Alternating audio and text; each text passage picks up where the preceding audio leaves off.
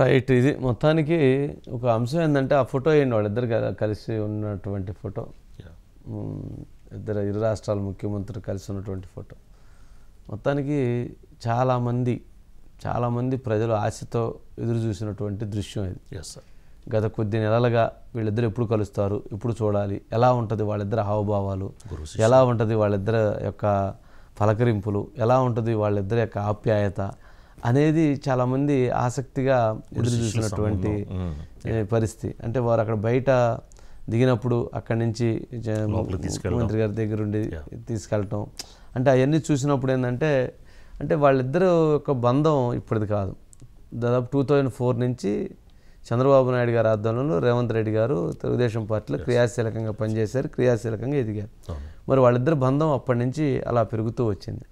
మరి ఆ పెరిగినటువంటి ఆ వాతావరణం నుంచి ఇప్పుడు ఉన్నటువంటి ఈ పరిస్థితికి వరకు చూసినప్పుడు చాలా ఉన్నాయి దాంట్లో ఈక్వేషన్స్, దాంట్లో ఉన్నటువంటి కూడికలు, తీసివేతలు, ఆలోచనలు, మాటలు, ప్రేమలు, ఆప్యాయతలు,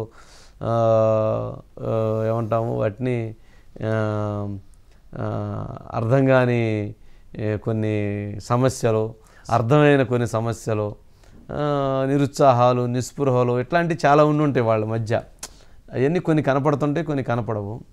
సరే, ఈ నేపథ్యంలో జరిగినటువంటి దాంట్లో ప్రజల అభిష్టం మేరకు అనేది రేవంత్ రెడ్డి గారు ఆ వేలో అదే ఇప్పుడు అంటే సరే మిగిలిన అంశాలు పక్కన పెడితే వాళ్ళిద్దరిని అలా చూడాలని చాలామంది భావించారు. అది చూడటం అనేటువంటిది ఒక సానుకూలంగా అయితే జరిగింది. అది చంద్రబాబు నాయుడు గారు అయితే బయటకు వస్తున్నట్లున్నారు. మరి అక్కడ కాన్వాయ్ అయితే రెడీ అయింది. మరి ప్రెస్ కాన్ఫరెన్స్కి మరి ఎవరు వస్తారో ఏంటో చూడాలి. బట్ 1 by 1 అవుతుంది. చంద్రబాబు నాయుడు గారు బయలుదేరిన వెంటనే మరి ముఖ్యమంత్రి రేవంత్ రెడ్డి గారు కూడా మళ్ళీ బయలుదేరతారు. డిప్యూటీ సీఎం బట్టి గారు ప్రెస్ మీట్ అనుకుంటా.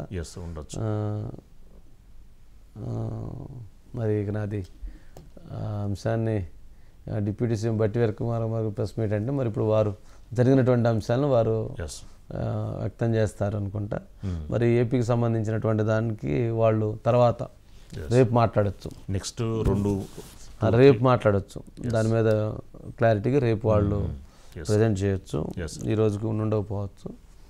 లేదంటే వాళ్ళు బట్టి గారు మాట్లాడిన తర్వాత మాట్లాడవచ్చు, లేదంటే తర్వాత మరి మాట్లాడతారేమో చూడాలి. మరి క్లారిఫికేషన్ వన్ సైడ్ అంటే బట్టి విక్రమార్క గారు మాట్లాడిన దాన్ని బట్టి వాళ్ళు మాట్లాడతారు. వారు కనుక కొంచెము పాజిటివ్గా న్యూట్రల్గా చెప్తే ఒకటి, కాదు వాళ్ళకి నెగిటివ్గా చెప్తే వీళ్ళు మళ్ళీ వాళ్ళు కౌంటర్ చేసుకోవడానికి వాళ్ళకి అవసరం కాబట్టి వాళ్ళు కౌంటర్ చేసుకునేటువంటి పరిస్థితి వాళ్ళు ఉండిద్ది. కాదు ఇలా వాళ్ళు ఆ డిమాండ్ అడిగారు, మేము ఈ డిమాండ్కి ఒప్పుకోలేదు, మా డిమాండ్ సి అని చెప్పి వాళ్ళు కూడా మళ్ళీ దాని మీద మరింత క్లారిటీ ఇచ్చేటువంటి అవకాశం ఉంటుంది.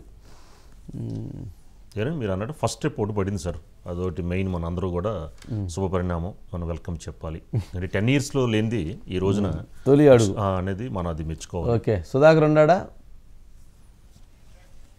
ఓకే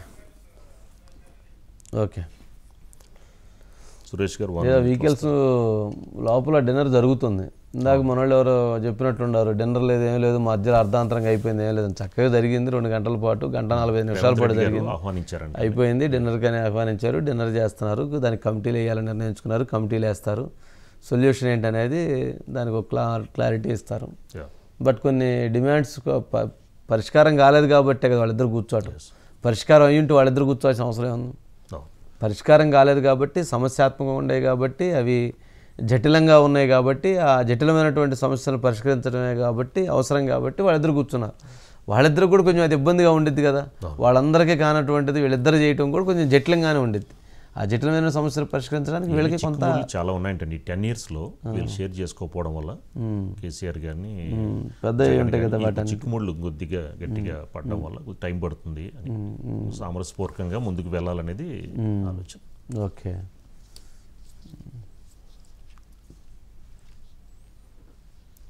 సురేష్ గారు 1 minute వస్తున్నారండి. కానీ అంటే ముఖ్యంగా ఏంటంటే మన విభజన చట్టంలో జనాభా నిష్పత్తి వేలోనే, ఎందుకంటే వాటర్ కూడా టీఎంసీలకు సంబంధించి కృష్ణా జలాల విషయంలో తెలంగాణ కన్నా ఏపీకి ఎక్కువ వచ్చాయండి. ఆ విషయంలో కూడా తెలంగాణ మాకు ఎక్కువ కావాలి అని కోరుకుంటుందని. కానీ విభజన చట్టంలో మాత్రం జనాభా ప్రాతిపదికనే ఇస్తామని చెప్పిన ఆ రోజున చెప్పడం విభజన చట్టంలో ఉండడం వల్ల సో ఇప్పుడు ఏ సంస్థలను కూడా విభజన చట్టం ప్రకారం ఇప్పుడు నెక్స్ట్ స్టెప్స్ అలా ఉంటాయేమోనండి. అది 1 by 1 జరగాల్సిన అంశం. సురేష్ గారు, వంశీ గారు ఏంటండి, ఏంటి అప్డేట్స్ ఏంటి? వంశీ గారు, ఇప్పుడే దాదాపు 2 గంటల పాటు జరిగిన అంటే 2 రాష్ట్రాల ముఖ్యమంత్రుల సమావేశం కొద్దిసేపటి ముందు కింద ముగిసింది. దాంట్లో ప్రధానంగా ఏంటంటే మీరు చెప్పినట్టుగానే ఒకేసారి సమస్యలన్నీ పరిష్కారం అయ్యేది కాదు కాబట్టి ముందుగా మంత్రుల స్థాయిలో ఒక కమిటీ, అంటే ఉభయ రాష్ట్రాలకి సంబంధించిన మంత్రుల స్థాయిలో ఒక కమిటీ, అదేవిధంగా అధికారుల స్థాయిలో ఒక కమిటీ వేయాలని చెప్పి ఆ నిర్ణయం తీసుకున్నారు. దానికి అనుగుణంగానే వాళ్ళు ఒక్కొక్క ఇష్యూస్ మీద చర్చించి దానికి అనుగుణంగా ఎజెండాను తయారు చేసి ఆ రకంగానే మళ్ళీ నెక్స్ట్ సీఎంల సమావేశానికి ఈ ఎజెండాను తయారు చేస్తారు. ఇక రెండో అంశం మీరు ఇందానే చెప్పారు, భద్రాచలంలో అంటే అసలు భద్రాచలం రామచంద్ర స్వామి దేవాలయాన్ని కోతవేడు దూరంలో ఈ 5 గ్రామాలు ఉన్నాయి. ఈ 5 గ్రామాలు మనకి ఇప్పుడు అల్లూరు సీతారామరాజు జిల్లా అంటే ఆంధ్రప్రదేశ్లో ఉండటం వల్ల చాలా సమస్యలు ఉత్పన్నం అవుతున్నాయి. ఆ 5 గ్రామాలను ఇందులో విలీనం చేయాలని వేరే ఆందోళనలు కూడా జరుగుతూ వస్తున్నాయి. ఆ గ్రామాలంటే పిచ్చుకలపాడు, కన్నాయిగూడెం, ఎటపాక, గుండాల, పురుషోత్తపట్నం. మనం ఇందాక మీరు కూడా చెప్పేది 917 ఎకరాలు, అందులో దాదాపు 794 ఎకరాలు ఆక్రమణకు గురైంది.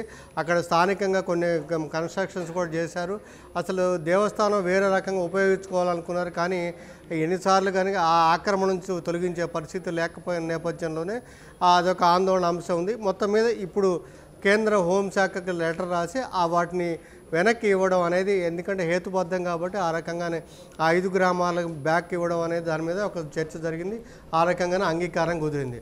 వంశీ గారు, ఇంకొక అంశం మీరు చెప్పారు ఇందాక 3 భవనాలు అని చెప్పని.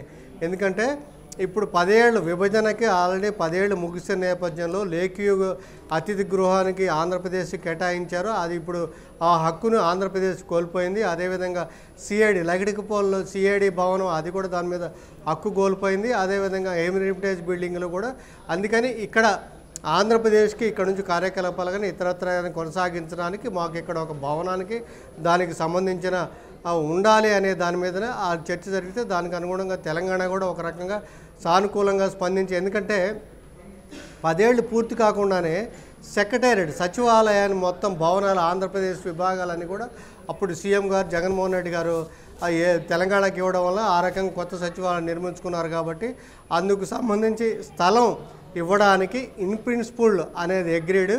అప్లికేషన్ అంటే అది ఫార్మాలిటీ కాబట్టి మీరు ఆ రకంగా దానికి ఆ 3 భవనాల్లో ఒక భవనం ఏది ఇస్తారనే దాని మీద ఒక అంగీకారం, సూత్రప్రాయ అంగీకారం అంటే కుదిరినట్టుగా సమాచారం. వంశీ గారు, ఇక 3వ అంశం ఏంటంటే ఇప్పుడు మీకు తెలుసు దక్కన్ ఇన్ఫ్రాస్ట్రక్చర్ లిమిటెడ్ అని చెప్పి 5,000 ఎకరాలు దానికి ఉంది. అది మొత్తం మీద తెలంగాణలో ల్యాండ్స్ ఉన్నాయి, కానీ ఆ ల్యాండ్స్లో ఏపీ వాళ్ళు కోర్టుకి వెళ్ళారు. అదేవిధంగా సుప్రీంకోర్టులో విభజన సమస్యల మీద గతంలో సీఎం జగన్మోహన్ రెడ్డి గారు అప్పుడు సుప్రీంకోర్టు పిటిషన్ వేశారు. కాబట్టి ఆ న్యాయపరంగా ఇటుపక్క తెలంగాణ కూడా ముందు విద్యుత్ బకాయిలకు సంబంధించి హైకోర్టుకి వెళ్ళింది. అయితే హైకోర్టు ఎలాంటి తెలంగాణ ఉపశమనం లేదు. కాబట్టి కోర్టుల్లో ఉన్న దాని నుంచి బయటకు వచ్చి మనం అంటే ఇరు రాష్ట్రాల ముఖ్యమంత్రులు సానుకూలంగా సమస్యలు అంటే ఇద్దరికి కూడా ప్రయోజనకరంగా, తెలుగువారి అభివృద్ధికి పరంగా ఇద్దరికి ప్రయోజనకరంగా ముందుకెళ్ళాలి. కాబట్టి ఆ కోర్టులు ఆ అంశాలను ఒక్కొక్కటి విత్డ్రా చేసుకొని ఎమ్మికబుల్గా అంటే ఉభయ పక్షాలు చర్చలు కూర్చొని ఆ రకంగానే ఒక్కొక్క అంశాన్ని పరిష్కారానికి ముందుకు వెళ్ళాలి అనే అంశం మీద ఒక అంగీకారం కుదిరింది. అంటే ఇప్పుడు సుప్రీంకోర్టు నుంచి విత్డ్రా చేసుకోవాల్సి ఉంటుంది. అదేవిధంగా ఇంకోటి ఆంధ్రప్రదేశ్ స్టేట్ ఫైనాన్స్ కార్పొరేషన్ అదేంటంటే గాజుల రామంలో 271 ఎకరాలు ఉంది. తర్వాత ఫైనాన్షియల్ డిస్ట్రిక్ట్లో భవనం ఉంది. అది తెలంగాణకి వాళ్ళు స్వాధీనం చేసుకుంటూ తెలంగాణ వాళ్ళు ఒక ఆర్డర్ ఇచ్చారు. మనకి కోర్టుకు వెళ్ళింది ఆంధ్రప్రదేశ్ ప్రభుత్వం, అందులో విభజన రావాలని. అందుకే దానికి సంబంధించి ఆ రకంగా ఒక అంగీకారం కుదిరింది. ఇంకొకటి 9వ ఆర్థిక అంటే 9th షెడ్యూల్లో 91 ఇన్స్టిట్యూషన్స్ ఉంటే 53 ఇన్స్టిట్యూషన్స్ మీద ఆల్రెడీ ఏకాభిప్రాయం కుదిరింది. ఒక 23 ఇన్స్టిట్యూషన్స్లో గతంలో తెలంగాణ ఒక వాదన చేసింది, ఇంకా కొన్ని ఇన్స్టిట్యూషన్లో ఆంధ్రప్రదేశ్ ఇంకొక వాదన చేసింది. కాబట్టి ముందు అవన్నీ ఐడెంటిఫై చేయాలి. ఏ ఇన్స్టిట్యూట్స్లో ఎవరు వాదన ఏంటి, ఆంధ్రప్రదేశ్ ఏం వాదిస్తుంది, తెలంగాణ ఏం వాదిస్తుంది. కాబట్టి ఆ 9th షెడ్యూల్ ఇన్స్టిట్యూషన్స్ అన్ని కూడా దాన్ని విభజన చేసి ఆ రకంగా దానికి ఉపయోగించుకోవడం కోసం ఈ అధికారుల కమిటీ కూర్చొని ఎక్కడ ఉంది, ఏ స్టేజ్లో ఉంది, దానికి సంబంధించిన ఆ సమాచారం వివరాలన్నీ సేకరించి క్రోడీకరించి ఒక రిపోర్ట్ తయారు చేస్తుంది. అప్పుడు దాని మీద ఎలా ముందుకెళ్ళాలని చెప్పి ఆ రకంగా అనుకున్నారు. ఇక 10వ షెడ్యూల్లో 142 మనకి సంస్థల సంబంధించిన ఎక్కువగా అకాడమీలు, ట్రైనింగ్ ఇన్స్టిట్యూషన్స్, అకాడమీలు ఇలాంటివి ఉన్నాయి. సో వీటికి సంబంధించి ఆ 142 సంస్థల్లో ఎలాంటి పురోగతి ఉంది వాటికి సంబంధించి ఒక రిపోర్ట్ అనేది బేసిక్గా తయారు చేస్తే ఇరు రాష్ట్రాలు కూర్చొని అధికారులు కూర్చొని ఒక సమావేశంగా ఎవరికి వాళ్ళకి ఆల్రెడీ కొన్ని అంశాల మీద ఉంది. అయితే ఇంకొక అంశం కూడా ఇందులో ఒకటి ఉంది మన వంశీ గారు, ఏంటంటే విభజనకు 10 ఏళ్ళు పూర్తయింది. విభజన చట్టంలో కొన్ని ఇన్స్టిట్యూట్స్ని వదిలేశారంట. ఆ 11-10 ఇన్స్టిట్యూషన్స్ ఉన్నాయి. ఇప్పుడు అందుకని ఆ ఇన్స్టిట్యూట్స్ ముందు ఐడెంటిఫై చేయండి. ఆ ఇన్స్టిట్యూట్స్ ఐడెంటిఫై చేస్తే ఆ 10 ఇన్స్టిట్యూషన్స్ వాటికి సంబంధించి పరిస్థితి ఏంటి అంటే మరి వాస్తవంగా మరి విభజన జరగాల్సి ఉందా, మరి షీలా బేడే కమిటీ రికమెండేషన్ ఏంటి, ప్రతి ఆస్తి కూడా అసెట్స్ కూడా విభజన జరగాలి, హెడ్ క్వార్టర్ బేసిస్లో ఇవ్వాలనుకున్నప్పటికి కూడా కొన్ని ఆస్తులకి విభజన జరగాలి అని తెలంగాణ దాన్ని విభేదించింది. కాబట్టి అందుకని ఐడెంటిఫై చేశారు. కాబట్టి ఈ మీటింగ్లో ప్రధానంగా అందుకనే 2 గంటల్లోనే ఈ సమావేశం అనేది మనం ముగిసినట్టుగా భావించవచ్చు. వంశీ గారు. ఓకే సురేష్ గారు, అంటే ఓవరాల్గా చూసినప్పుడు సరే 1:45 జరిగింది. సరే అందుట్లో కొన్ని అంశాలు చర్చించారు, కమిటీలు వేయాలనుకున్నారు, మంత్రులతో కమిటీ, అదేవిధంగా అధికారులతో కమిటీ. ఇందులో సమస్యలు పరిష్కరించేటువంటి వాటిని పరిష్కరిద్దామని.